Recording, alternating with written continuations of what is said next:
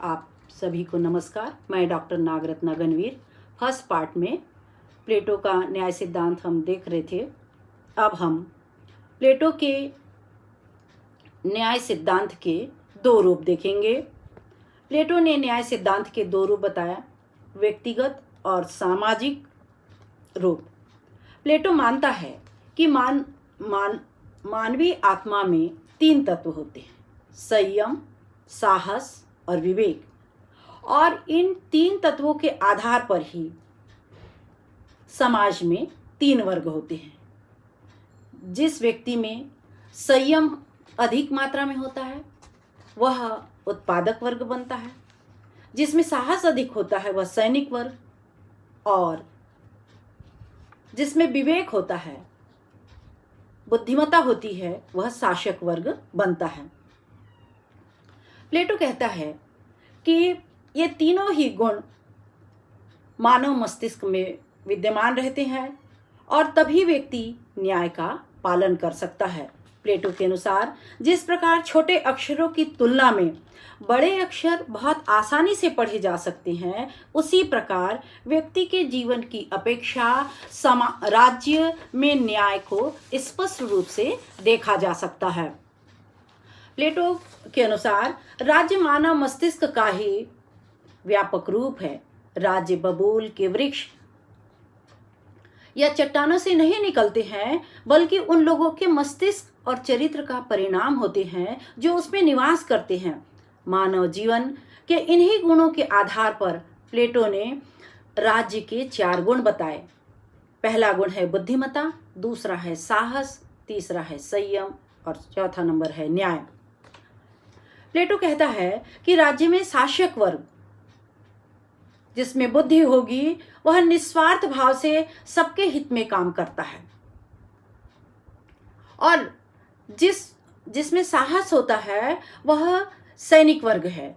वह देश की रक्षा करता है, वह उत्पादक वर्ग के प्राणों की रक्षा करता है, सीमाओं की रक्षा करता है, देश की सीमाओं की रक्षा करता है।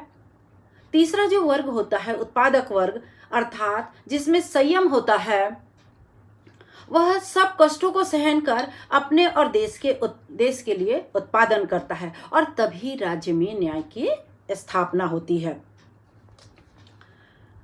तो इस तरह कहता है प्लेटो, कहता है राज्य में प्रत्येक व्यक्ति अपने कर्तव्यों का पालन करता है। ये तीनों ही वर्ग के लोग अपने अपने कर्तव्यों का पालन करेंगे तभी न्याय की स्थापना होगी। अर्थात प्रत्येक व्यक्ति के निश्चित कर्तव्य है और उसे उन्हें पालन करना चाहिए।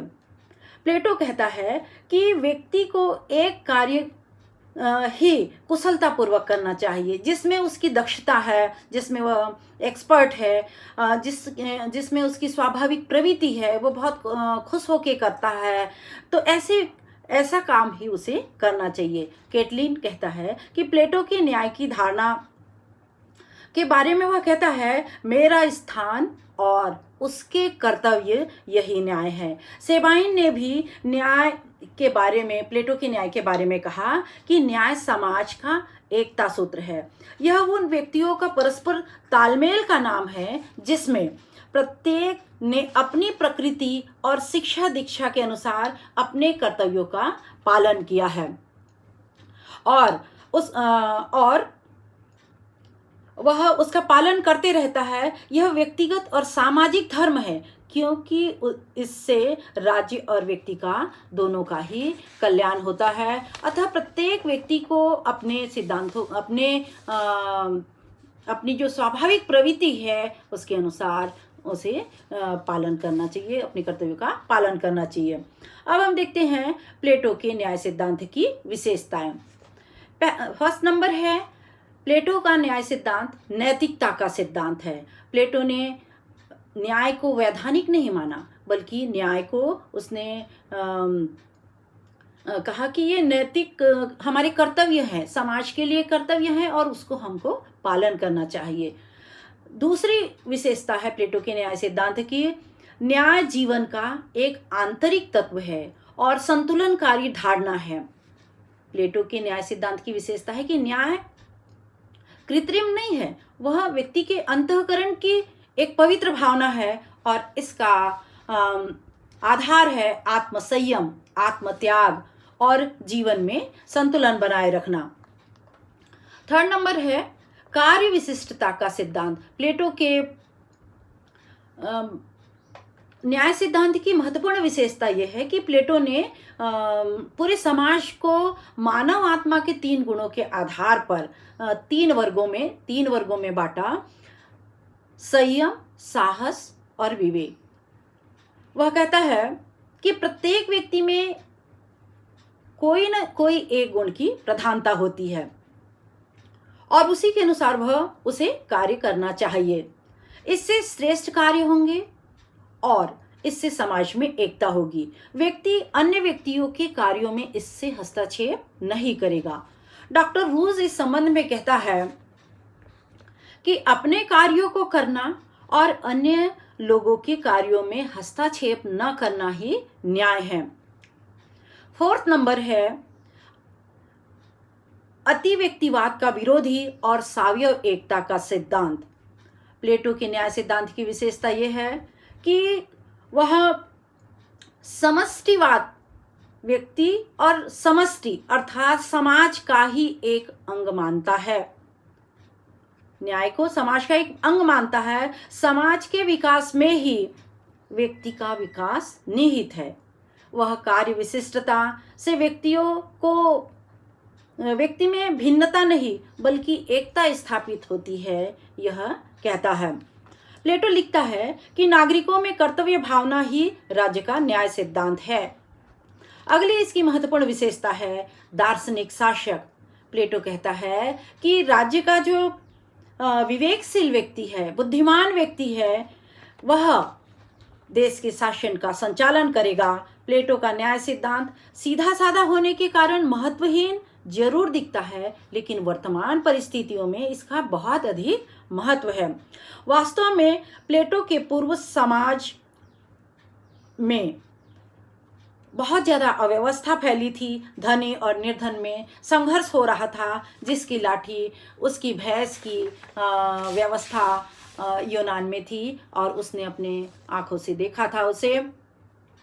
और ऐसी सामाजिक कुरीतियों को दूर करने का प्लेटो ने प्रयास किया था और श्रेष्ठ तर्कों के आधार पर न्याय का प्रतिपादन करता है। अब हम देखते हैं प्लेटो का सिद्धांत जो है, न्याय का सिद्धांत वास्तव में बहुत अच्छा सिद्धांत है। उसके बावजूद भी प्लेटो के न्याय सिद्धांत की कई आलोचनाएं की गई, कई दोष निकाले गए। और पहली इसकी आलोचना है कानूनी धारणा नहीं है वरन नैतिक धारणा है। प्लेटो का जो न्याय सिद्धांत है, इसकी आलोचना की गई और कहा गया कि यह वैधानिक धारणा नहीं है बल्कि नैतिक धारणा है। बारकर कहता है कि प्लेटो का न्याय वस्तुतः न्याय नहीं है, वह केवल मनुष्यों को अपने कर्तव्यों तक सीमित करने वाली एक भावना मात्र है, कोई ठोस कानून नहीं है। सेकंड नंबर है दार्शनिक वर्ग की समस्त शक्तियां प्रदान करना अनुचित। प्लेटो की आलोचना की गई और कहा गया न्याय सिद्धांत की कि उसने दार्शनिकों को, बुद्धिमान व्यक्तियों को सारी शक्तियां प्रदान कर दी है कि वो जैसा चाहे शासन चला सकते हैं। एक ही वर्ग को राजनीतिक सत्ता का अगर अधिकार दे दिया जाए तो वह क्या हो जाएगा? निरंकुश हो जाएगा, स्वेच्छाचारी हो जाएगा और इस प्रकार राज्य जो है भ्रष्ट हो सकता है। असीमित शक्ति जो है पूर्णतया राज्य को भ्रष्ट कर सकती है। नेक्स्ट नंबर है राज्य और समाज का सर्वांगीण विकास संभव नहीं है। प्लेटो के न्याय सिद्धांत की आलोचना की गई और कहा गया कि इसने जो 3 वर्ग बांट दिए हैं, इससे क्या होगा कि एक वर्ग जैसे उत्पादक वर्ग है वो केवल उत्पादन में लगा रहेगा, वो कोई सरकारी नौकरी, वो नेता बनना चाहे या अच्छी पोस्ट पे जाना चाहे तो नहीं बन सकता। इस तरह मनुष्य का सर्वांगीण विकास इसमें नहीं हो पाएगा।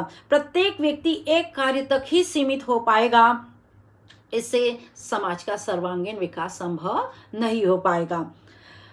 अगली इसकी आलोचना की गई कि गुणों के निर्धारण का कोई आधार नहीं है। मानव के उसने 3 गुण बताए के संयम, साहस और विवेक होता है और उसी के अनुसार व्यक्ति काम करता है। हम देखते हैं कि मनुष्य में एक गुण के अलावा कई गुण होते हैं और इसलिए कहा जाता है कि ये जो व्यक्ति है सर्वगुण संपन्न है, ये कहा जाता है। लेकिन प्लेटो ने एक व्यक्ति को एक गुण तक ही सीमित रख दिया है और ये जो निर्धारण किया है कि जो संयमी होगा वो केवल उत्पादन करेगा, ये बिल्कुल ही गलत है।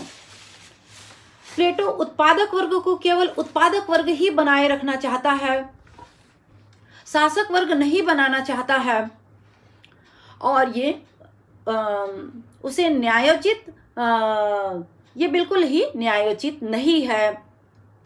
वास्तव में प्लेटो के न्याय सिद्धांत का प्रतिपादन वैधानिक सिद्धांत के रूप में नहीं किया है। प्लेटो ने अपने सिद्धांत का प्रतिपादन वैधानिक रूप में नहीं किया है, नैतिक सिद्धांत के रूप में प्रतिपादित किया है प्लेटो ने अपने न्याय सिद्धांत को। लेकिन प्लेटो के न्याय सिद्धांत का बहुत ज़्यादा महत्व है, क्योंकि वह कहता है कि प्लेटो न्याय आत्मा का, मानव आत्मा का आंतरिक गुण है और प्रत्येक व्यक्ति को अपने कर्तव्यों का पालन करना चाहिए। इसमें हम संदर्भ ग्रंथ के रूप में पुखराज जैन की बुक है राजनीति विज्ञान, जो साहित्य भवन आगरा से निकलती है, जे श्याम सुंदरम, CP शर्मा के राजनीति विज्ञान, रामप्रसाद एंड सन्स से प्रकाशित हुई है। इसे अपन देख सकते हैं और पढ़ सकते हैं। आप लोग नोटबुक निकालिए, नोट करिए और कोई डाउट होगा तो आगे पूछिए। धन्यवाद।